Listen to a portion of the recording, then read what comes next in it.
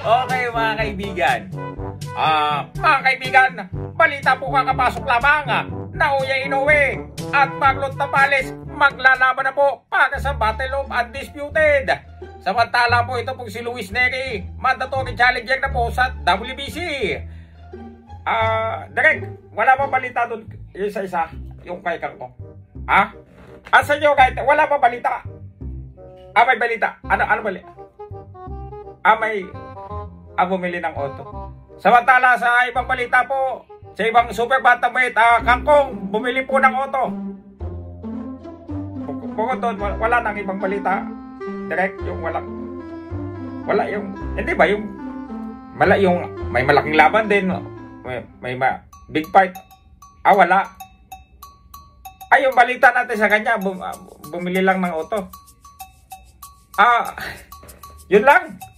Ba't pa sinulat yan dito? Hindi naman yan newsworthy, oo. Ba't Inoue, Tapales, Undisputed, tapos siya, yun lang balita, bumili ng auto. Bullshit! Mga kaibigan, uuwi na po ako. Okay mga kaibigan. So sana po nagustuhan nyo yung ating mini skit mga idol, ano. So, again mga idol, di ba? Nakakalungkot, medyo, di ba, nakakaawa din kasi dahil nga po sa wala na din maibalita na para masabing nakakasabay dun sa mga kasamahan niya sa Super Bantamweight, kung ano-ano na lang ang binabalita kahit hindi naman newsworthy, di ba? Again, si Inoue ba bumili ng kotse o auto? Big deal ba yan? Di ba? Ba't kailangan nyo bang gawin parang breaking news dyan? Di ba? Halimbawa si Inoue nagpatayo ng kubo. Di ba? Newsworthy ba yan? Hindi. Di ba? Ang hilig nyong, SB, anong masasabi mo? Nagpatayo ng ganyan sa bundok. SB, anong masasabi mo? Nag-test drive. Nung binigay ko opinion ko, nag-iyakan kayo. Di ba? Hingi kayo ng opinion ko sa mga ginagawa ninyo. Kangkong, Boy Bisa. Bakit? Kasi kailangan nyo ng salita ko sa mga bagay na ginagawa ninyo to validate it. Real talk yan. Bakit?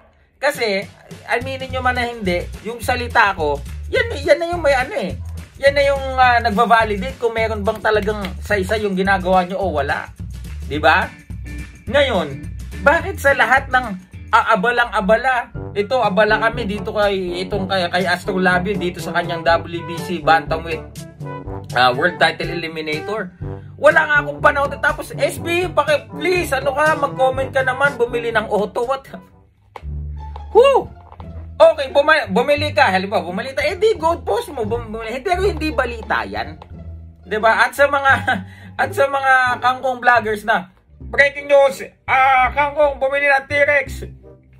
Yun na lang ba? Wala ba? Ngayon lang ba kayo nakakita ng auto? Ng ganyang sasakyan?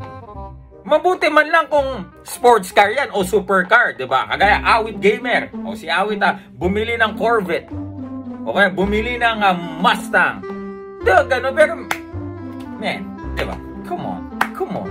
Wala na ba tayong bandila para sa boxing career natin? Kasi pag ganyan, ibig sabihin, tinatanggap nyo na laos na. Silver Voice TV, magandang gabi.